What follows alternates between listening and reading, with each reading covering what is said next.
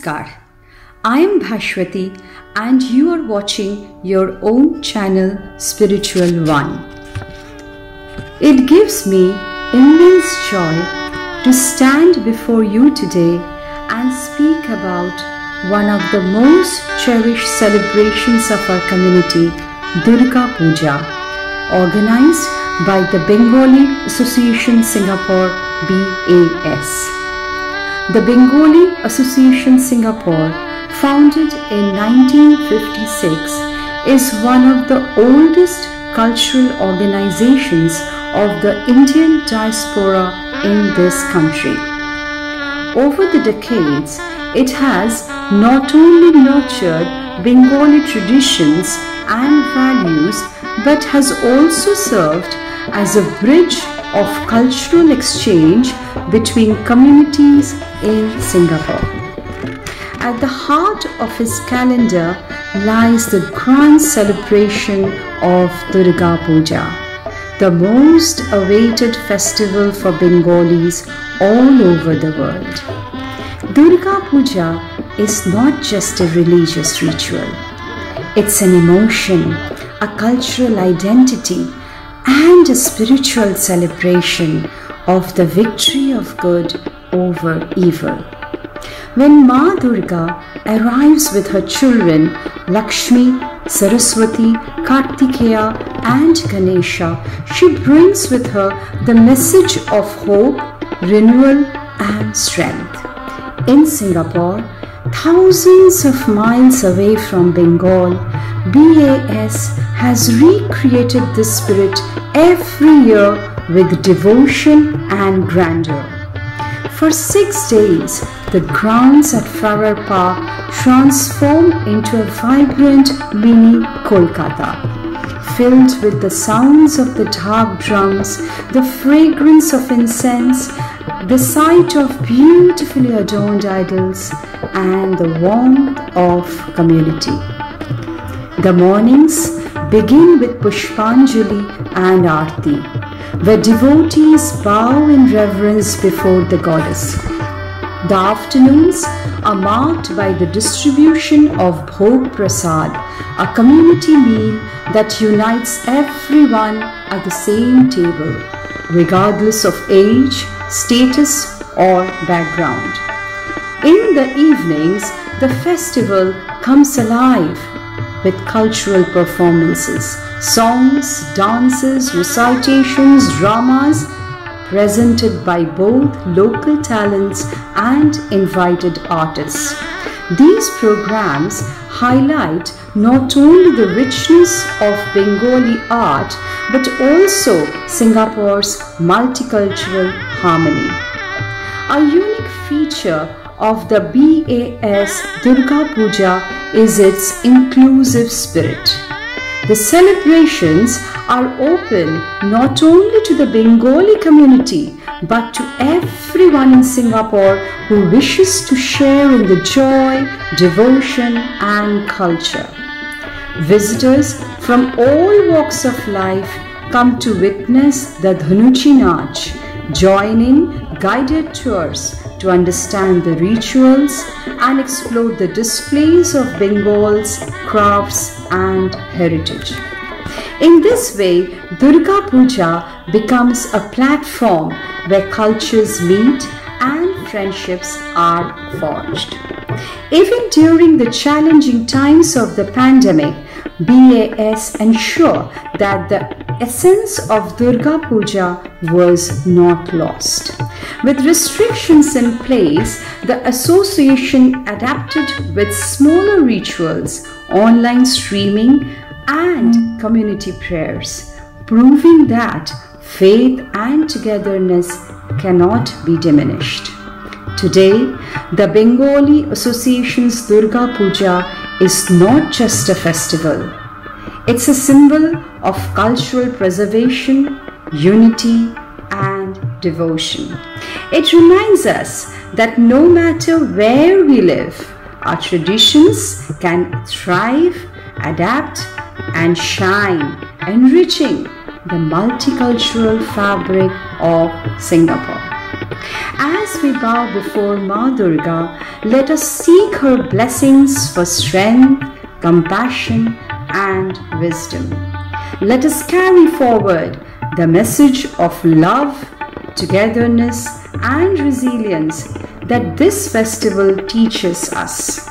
And above all, let us celebrate not just as Bengalis, but as members of one global family. Click the bell icon to get notified about our new uploads. Spiritual One is your own channel. Spiritual One, the keys to happiness. Thank you. Joy Ma Durga, Shubho Sharodiya to all.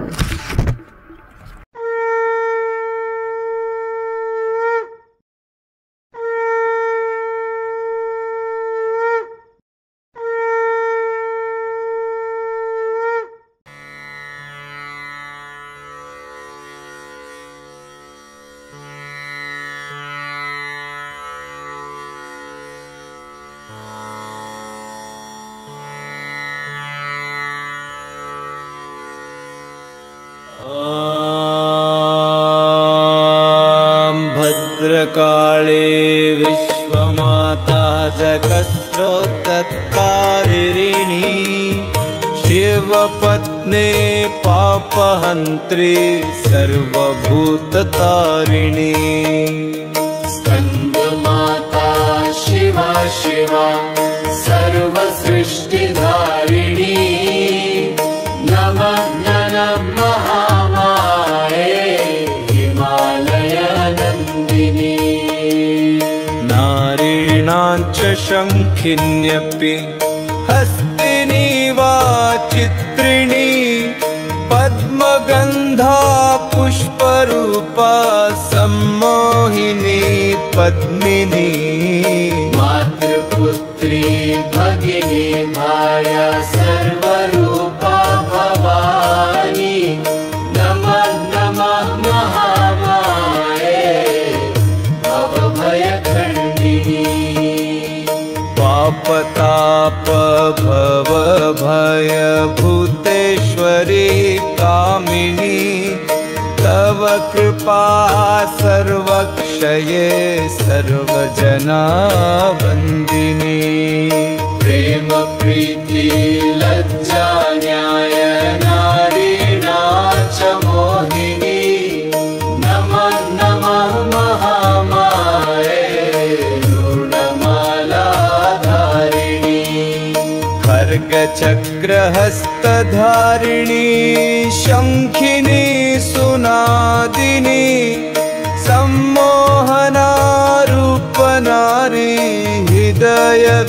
हृदयविदारिणी अहङ्कार Kamrupa भुवनविलासिनी नमः नमः महामाये जगत्प्रकाशिनी ललज्जिह्वा पापासुरमर्दिनी महाभया खण्डगण्डमुण्डसृहा शोभाकान्तिवर्धिनी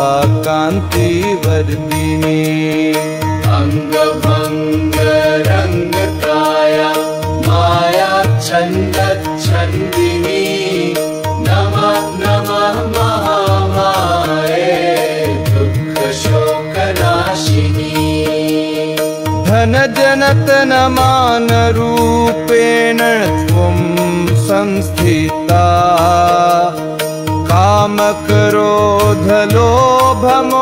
कामक्रोधलोभमोहमदवापि मूढता निद्राहार कामभय पशुतुल्यजीवनात् नमः नमः महामाये कुरु मुक्तबन्धनात् मैत्री दया लक्ष्मी वृत्यन्ते जीवलक्षणा लज्जा छाया तृष्णा क्षुधा बन्धनस्य कारणा तुष्टि बुद्धि श्रद्धा भक्ति सदा मुक्तिदायिनी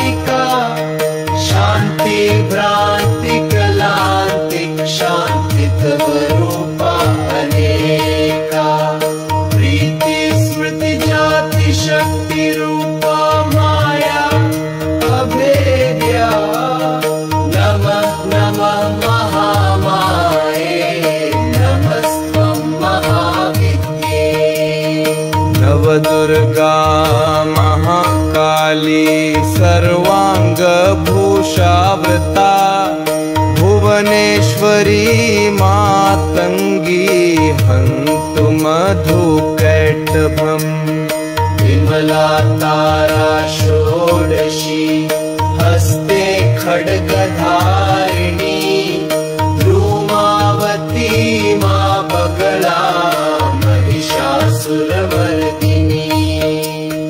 बाला त्रिपुरसुन्दरी त्रिभुवनमोहिनी नमः नमः महामाये सर्वदुःखहारिणी मम माता लोके मर्ते कृष्णदास तव भृत्यः यदा तदा यथा तथा माया छिन्न मोक्षकथा सदा सदा तव भिक्षा कृपा दीने भव रक्षा नमः नमः महामाये कृष्णदासे तव दया इति श्री कृष्णदास विरचितं महामाया अष्टकम् यः पठति स भवसागरं निस्तरति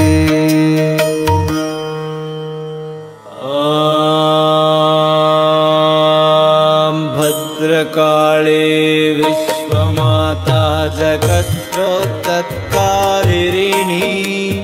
शिवपत्ने पापहन्त्री सर्वभूततारिणी स्कन्दमाता शिवा शिवा सर्वसृष्टिधारिणी नमः नमः महामाये हिमालयनन्दिनी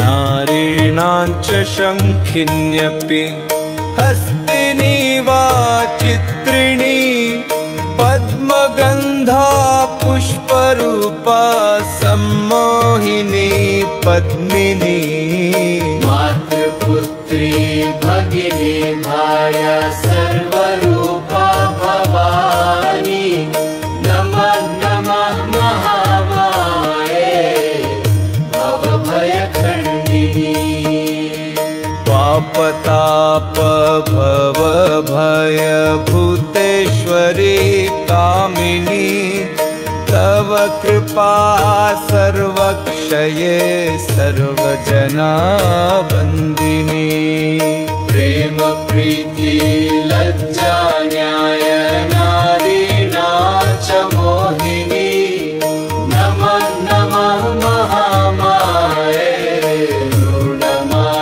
ऋणमालाधारिणी खड्गचक्रहस्तधारिणी शङ्खिनी सुनादिनी सम्मोहना रूपनारी हृदयविदारिणी अहङ्कार कामरूपा भुवनविलासिनी नमः नमः महामाये जगत्प्रकाशिनी ललज्जिह्वा पापासुरमर्दिनी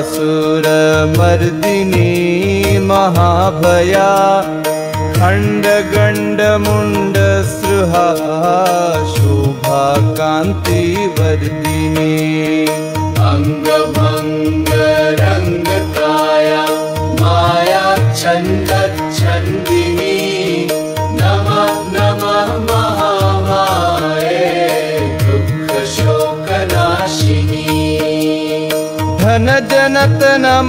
धनजनतनमानरूपेण त्वं संस्थिता कामक्रोधलोभमोहमदवापि मूढता निद्राहार कामभय पशुतुल्यजीवनात्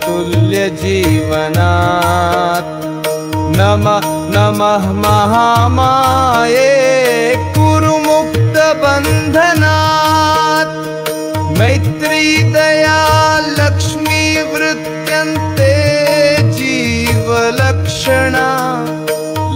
लज्जा छाया तृष्णा क्षुधा बन्धनस्य कारणा तुष्टि बुद्धि श्रद्धा भक्ति सदा मुक्तिदायिका शांति भ्रांति कलांतिक शांति तव रूपा अनेका प्रीति स्मृति जाति शक्ति रूपा माया अभेद्या नमः नमः महामाये नमस्त्वं महाविद्ये नवदुर्गा महाकाली सर्वांगभूषावृता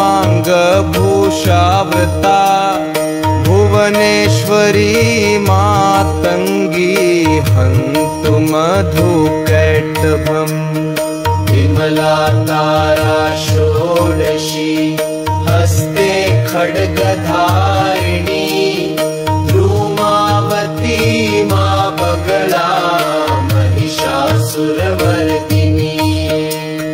बाला त्रिपुरसुन्दरी त्रिभुवनमोहिनी नमः नमः महामाये सर्वदुःखहारिणी मम माता लोके मर्ते कृष्णदास तव भृत्यः यदा तदा यथा तथा माया छिन्न मोक्षकथा सदा सदा तव भिक्षा कृपा दीने भव रक्षा नमः नमः महामाये कृष्णदासे तव दया इति श्री कृष्णदास विरचितं महामाया अष्टकम् यः पठति स भवसागरं निस्तरति।